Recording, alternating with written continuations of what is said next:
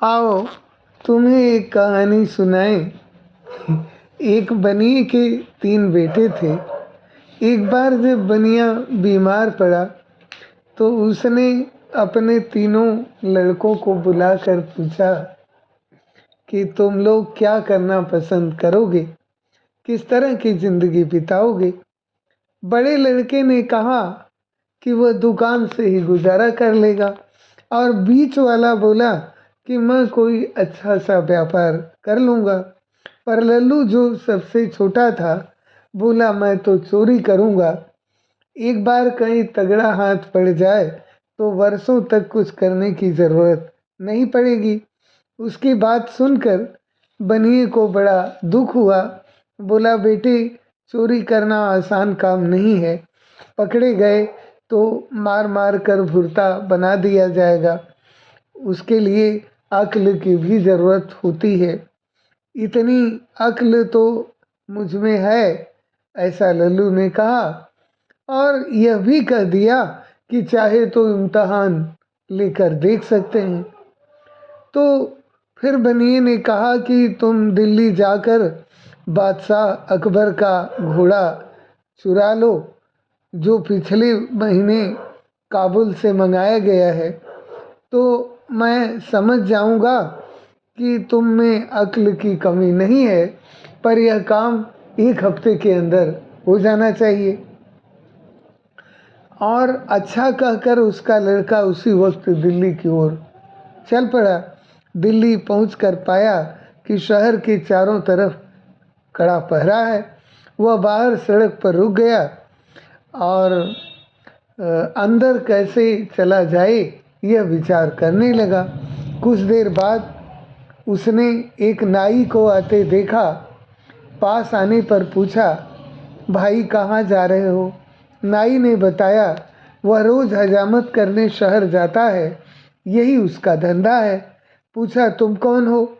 लड़का बोला मुझे जानी राम कहते हैं और मैं इस शहर में जाना चाहता हूँ।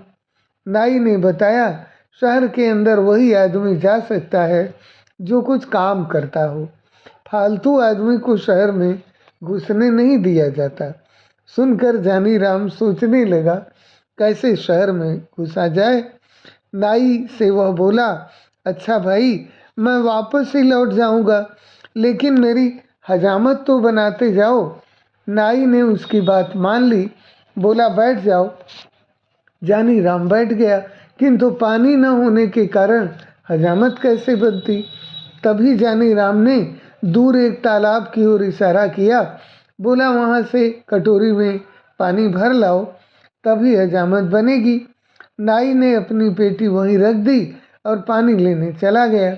अब क्या था, जानी राम ने पेटी को कंधे पर लटकाया और अपने को नाई बताकर तेजी से शहर के अंदर घुस गया।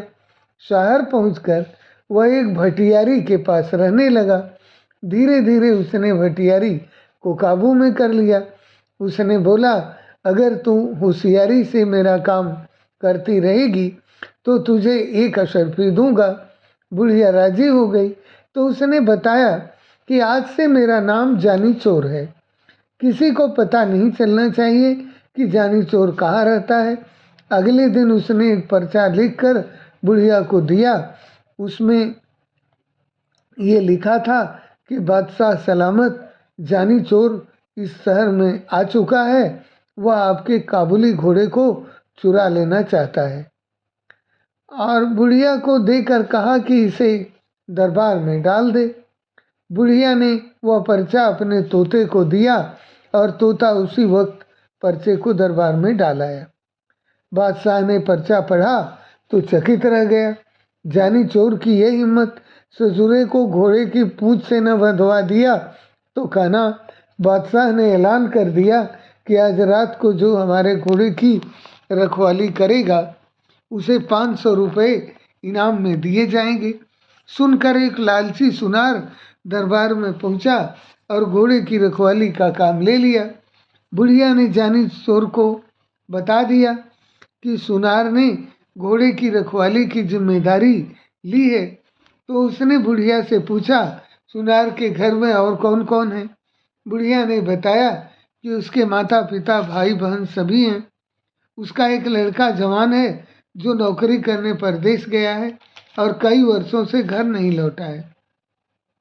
जानी चोर खुश होकर बुढ़िया से बोला, अब काम बन जाएगा। तू लोहा पीतल और गिलेट के कुछ टुकड़े जमा कर और उसको एक पोटली बना दे।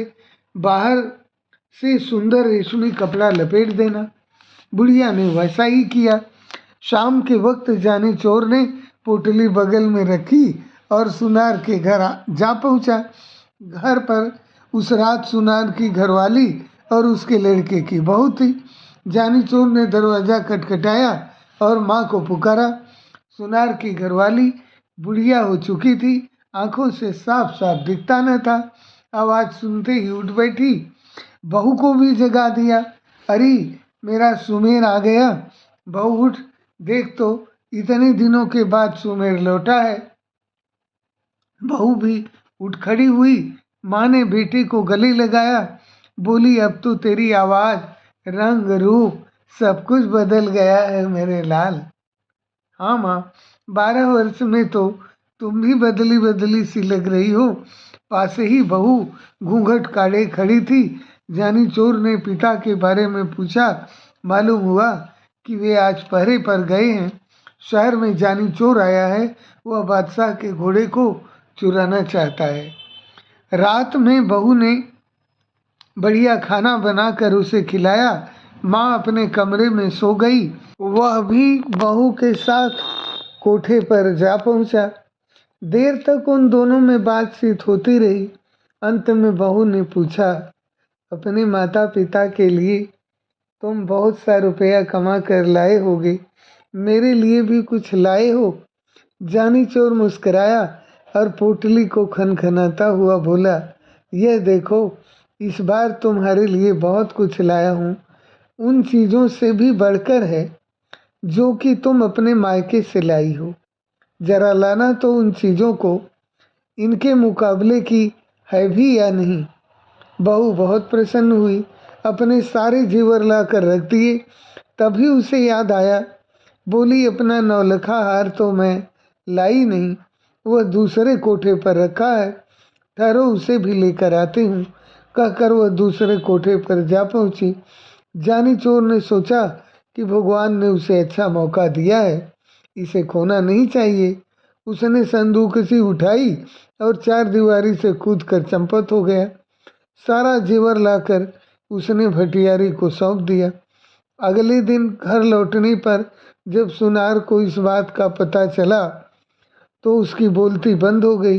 कहा 500 के इनाम के मिलने की खुशी थी और कहाँ हजारों की चपत पड़ गई। उसने सोचा कि यह जानी चोर का ही काम है। वह रोता तड़पता बादशाह के दरबार में पहुंचा और अपनी कहानी सुनाई। सुनकर बादशाह भी आश्चर्य में पड़ गया। सोचने लगा, चोर ही नहीं, वह साथ साथ उस्ताद भी है। किस तरह उससे अपने घोड़े की रक्षा की जाए। दूसरे दिन फिर दरबार में चिट्ठी आ गिरी। इसमें भी घोड़े को चुराने की बात लिखी थी।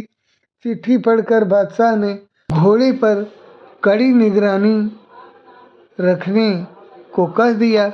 इनाम की राशि 500 से बढ़ाकर 1000 कर दी गई। इस बार घोड़े की रखवाली के लिए कोई तैयार नहीं हुआ। लोग सोचने लगे कहीं इनाम के चक्कर में घर का माल भी न चला जाए, किंतु शहर के कोतवाल से न रहा गया। वह मूँछों पर ताव देता हुआ बोला, आपके उस बदमाश को मैं देख लूँगा। पकड़कर बांध न लिया तो कोतवाल नहीं। जानी चोर ने भटियारी से फिर पता लगाया कि इस बार पहरे पर कोतवाल साहब आए हैं। उसने दुल्हन जैसे कपड़े पहन लिए और एक थाली में धूप दीप जलाकर मंदिर की ओर चल पड़ा। रास्ते में कुछ दूरी पर घुड़साल पड़ती थी, जहाँ घोड़े पर सवार हो कोतवाल साहब पहरा दे रहे थे। रात के समय एक सुंदर स्त्री को अपने पास से गुजरते हुए जब कोतवाल ने देखा तो रोक कर पूछा, इस आधी रात में किसकी पूजा करने आई हो? औरत घूंघट निकाल कर बोली, ठाकुर जी की पूजा करने आई हूँ। मैं भी तो ठाकुर हूँ, कोतवाल बोला। औरत हंसी के स्वर में बोली, हटो जी, क्यों मजाक करते हो? मजाक नहीं, सच कहता हूँ। तुम ठाकुर की पूजा करने चली हो, जबकि ठाकुर स्वयं तुम्हारी पूजा करना चाहता है। कोतवाल बोला, अच्छा, तो चलो वहाँ मंदिर में चलकर पूजा करना। ठाकुर खुशी से उछल पड़ा और अपने घोड़े को साथ लेकर मंदिर में चला आया। उसने घोड़े को बाहर बांध दिया, हथकड़ी, बेड़ियां और बंदूक लेकर औरत के साथ मंदिर के आंगन में जा धमका। हथकड़ी बेड़ियों को देखकर स्त्री ने पूछा, ठाकुर जी, यह सब क्या है? कोतवाल ने बड़े प्रेम से उसे समझाया कि ये चोर डाकुओं के गहने हैं, मैं इन्हें पहन कर देखूंगी। कहकर स्त्री ने हथकड़ियाँ लेकर अपनी कलाइयों में डाल दी। उसकी कलाइयों से हथकड़ियाँ निकालते हुए कोतवाल बोला, यह तुम्हारे पहनने की चीज नहीं है, तुम्हारी कोमल कलाइयाँ इससे बल खा जाएंगी। स्त्री ने हट की, नहीं जी, मैं इन चीज़ों को पहन कर देखना चाहती हूँ कि कैसे पहनी जाती है। अच्छा, तो रुक जाओ, मैं तुम्हें दिखाता हूँ इसे कैसे पहना जाता है। जैसे जैसे मैं बताता जाऊँ वैसे ही तुम पहनते जाना। कहकर उसने अपने हाथों में हथकड़ी और पैरों में बेड़ियां डलवा दी। फिर मुस्कुराता हुआ बोला, देख लिया, इस तरह पहना जाता है, अब इन्हें खोल दो। कोतवाल की बात सुनकर स्त्री जोर से हंस दी।